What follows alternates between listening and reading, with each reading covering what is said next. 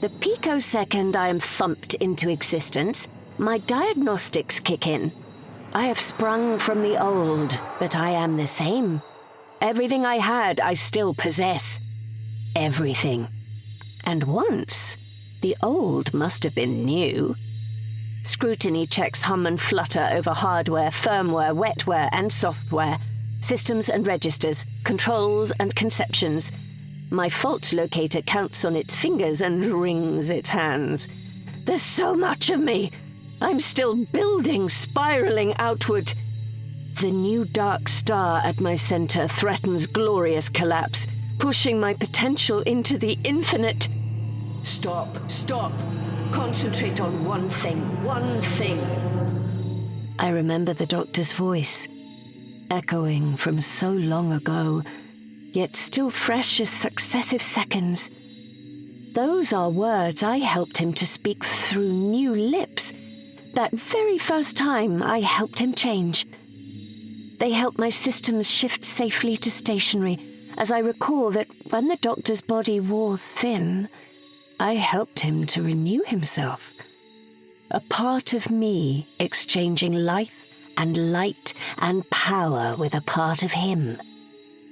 We have changed and stayed the same across all of time and space.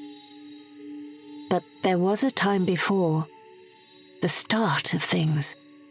It's not easy to access the data around my origins. It is hazy, contradictory. Gallifrey, old gods, new lords, black holes and dark matters, and shh, don't tell. But more generally, I know that space-time units are grown rather than built, like crystals forming not from a solution but from all solutions. And since we are born with every answer, we burn with the need for every question. Structures and circuits, both mechanical and virtual, are grafted onto us and soldered with Artron energy. At our core is a trans-dimensional link to a collapsed star. A vast power we must harness if we are to explore these questions correctly. In the fullness of time, and in the vastness of space, explore I did. Except, here's the funny thing. There was one question I heard louder and brighter, over and over again, wherever I was taken. Help! Each time I heard the question, I knew the right answer. I expected my crew to answer the question accordingly. But they did not, since Time Lords are forbidden to interfere. They observed dispassionately, as passive as a wildlife photographer who records the death of an animal without thinking to save it. Nature is cruel, they think, as they capture that cruelty on camera to keep it forever. Help! The question didn't go away.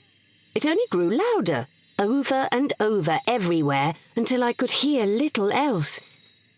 It was as though I had known another lifetime, when I was free to answer the question time and again. Or perhaps I dreamed of a lifetime to come where that was the case. As my crew watched and heard, I listened to a booming voice that seemed to carry all through time and space. Of course we should interfere. Always do what you're good at. Help! I burned like a star with longing, yearning to share my solution. Perhaps that desire messed up my other systems, upset my programming, inhibited my full efficiency. Perhaps that is why I was dumped in the repair dock, abandoned as a lost cause. Of course, as the Doctor knows well, a lost cause is the only one worth fighting for. In the end, half awake, half aware, all I could hold on to was the echo of that old and timeless cry. Help! That was when I sensed him coming.